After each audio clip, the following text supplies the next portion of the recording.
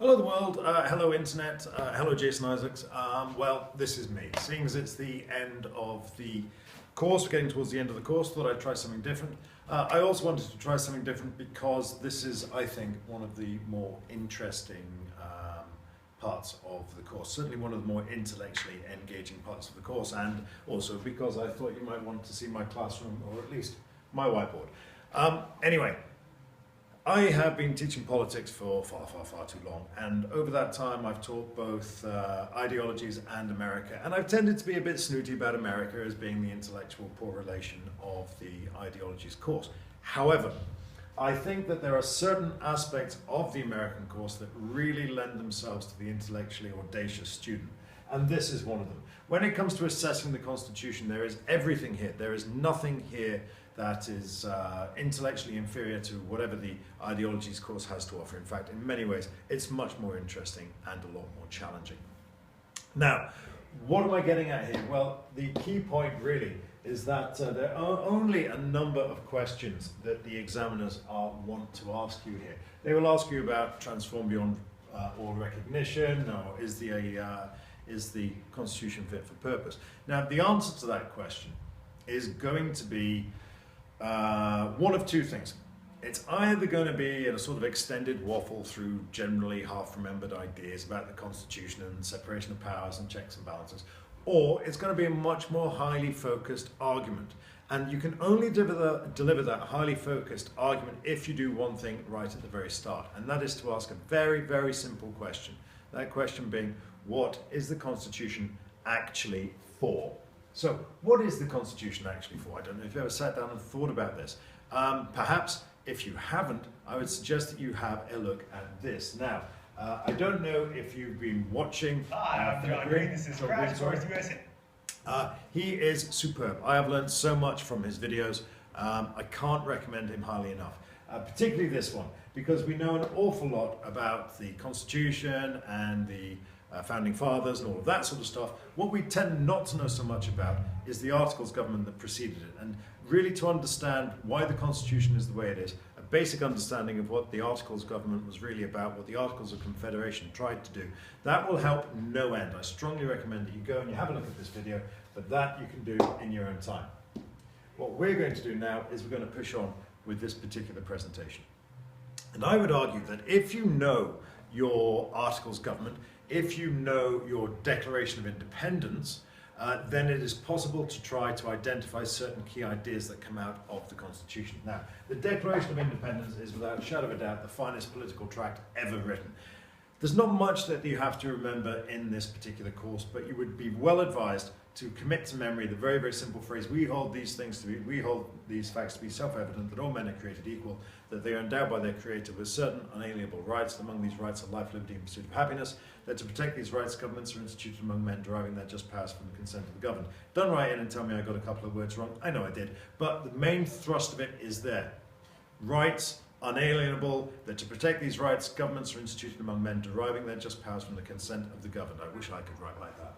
Anyway, you learn that little bit of the Declaration of Independence and you will be in good shape. You should also know about the Articles of Confederation and why they were so rubbish, and you should also know about the failure of the Articles of Government, but everything you need to know about this is in that John Green article, in that John Green video, so you don't need to spend a huge amount of time trawling around through textbooks or the internet to try to get that bit. So, if we take the Declaration of Independence and the failure of the Articles of Confederation and we look at it really, really hard, we can start to see certain key themes emerge. Those key themes are our constitutional principles. And the reason the Constitution exists is to take those constitutional principles and to give them shape and form, to reify them, to make them concrete. So what are those constitutional principles? Very, very, very simple. First of all, we have got the primacy of the individual.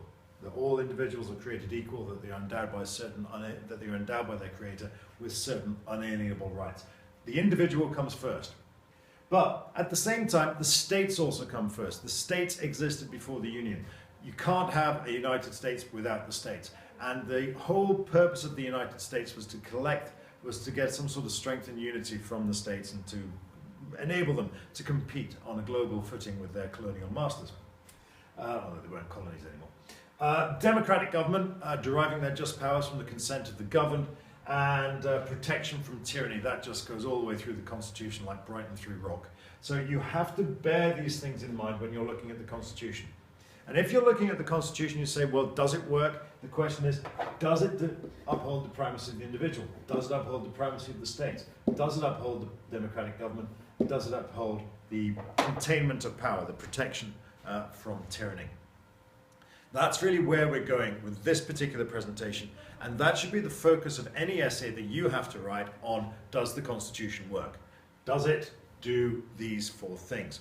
Now, in order to answer that particular question, you need to know how it does those four things. And the way in which it does those four things is equally simple. My computer's running very, very slowly. Anyway, how does it do it? Well, how do we protect, or how do we uphold the primacy of the individual? Well, we've got rights. How do we uphold the primacy of the states? Federalism. How do we uphold democratic government? Well, can't move for elections in the United States.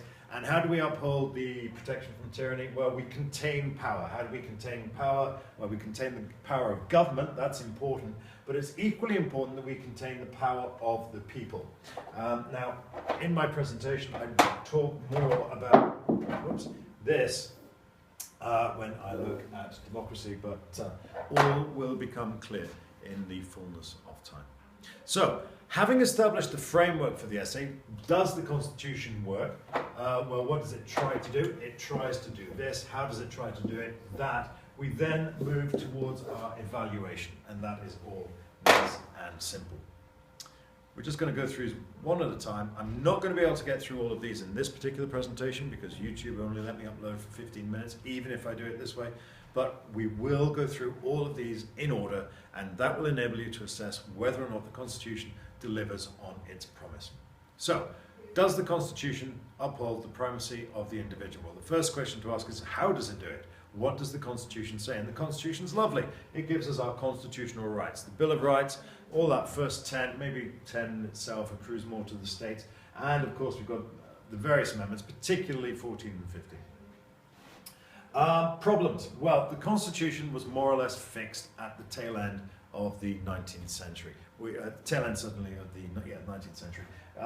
The amendments we've had since then have not been groundbreakers in the world of rights. So basically, the Constitution was fixed in the tail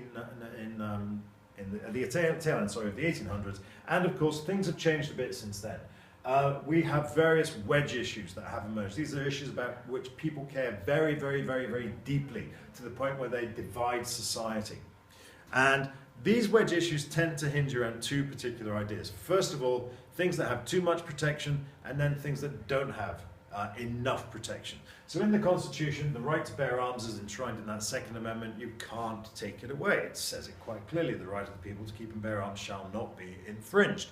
And until such time as the Constitution is amended, good luck trying to change that. On the other hand, there are areas where we've got too little protection. There's nothing in the Constitution about gay rights and drugs. There's nothing in the Constitution about abortion and toilets. These are obviously very hot issues at the moment.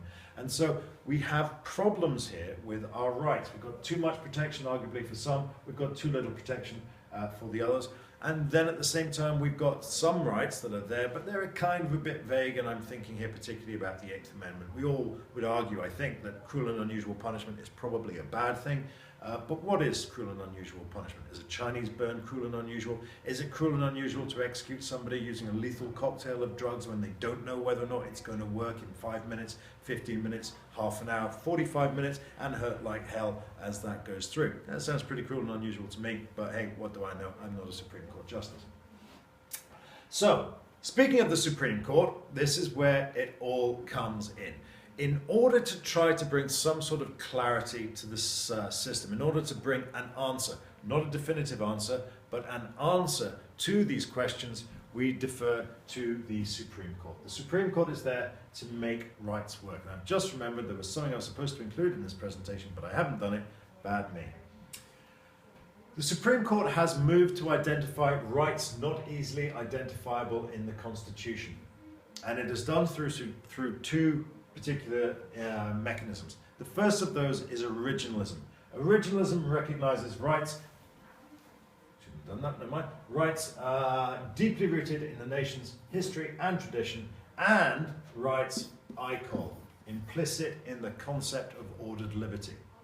These are rights that, if you squint hard enough at the Constitution, you can probably say, yeah, I think the Founding Fathers would have been in favour of this. So there's nothing in the Constitution about privacy, but realistically, would the Founding Fathers have been in favour of privacy? Probably. Is privacy deeply rooted in the nation's history and tradition? Yes. Is privacy implicit in the concept of ordered liberty? Yes. What about freedom of speech? Well, we accept that the freedom of speech is written in the Constitution, but at the same time, should that extend to the right to shout fire in a crowded theatre where there is no fire, thereby causing panic? Schenck, 1919. And the answer to that is no, that's insane. That's absolutely barking. And so we accept that implicit in the concept of ordered liberty and deeply rooted in the nation's history and tradition, there are some other rights that aren't written down, but again, the Constitution makes provision for that. It doesn't say that this is necessarily an exclusive list of rights, and the Supreme Court has moved, when these rights are not easily identifiable in the Constitution, to apply those rights. So that's originalism. Of course, we've also got the evolving standard of decency, ESOD, and that's available, or that's in evidence in a number of places. I remember it like this. Plav, Penry versus Liner, Atkins versus Virginia. That is to do with executing people who are mentally not quite there. And SKRS, Stanford versus Kentucky, Roper versus Simmons. This is to do with executing kids. God knows we've all wanted to do that from time to time, but yeah, it's probably not a good thing. Lawrence versus Texas. That is, of course, to do with gay rights, whether or not laws banning sodomy are constitutional. And this is a key thing. This is all about the evolving standard of decency. It's not necessarily in the Constitution. What we're doing is we're stretching the Constitution to fit. We're saying, look, the Constitution was written in 1789. We kind of got to bring it up to date.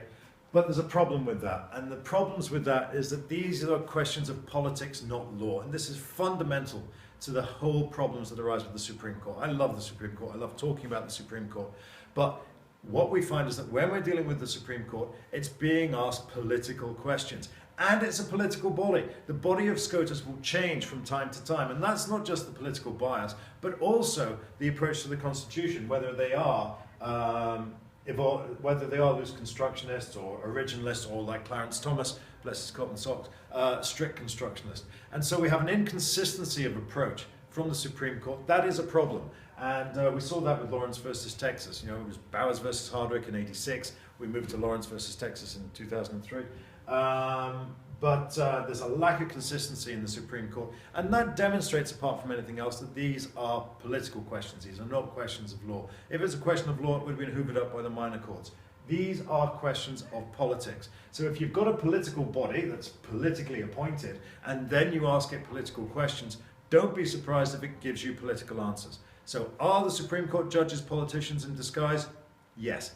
But it's not their fault. It's almost by default. So what about the imperial judiciary? Do we have an imperial judiciary? Well, yes, we do.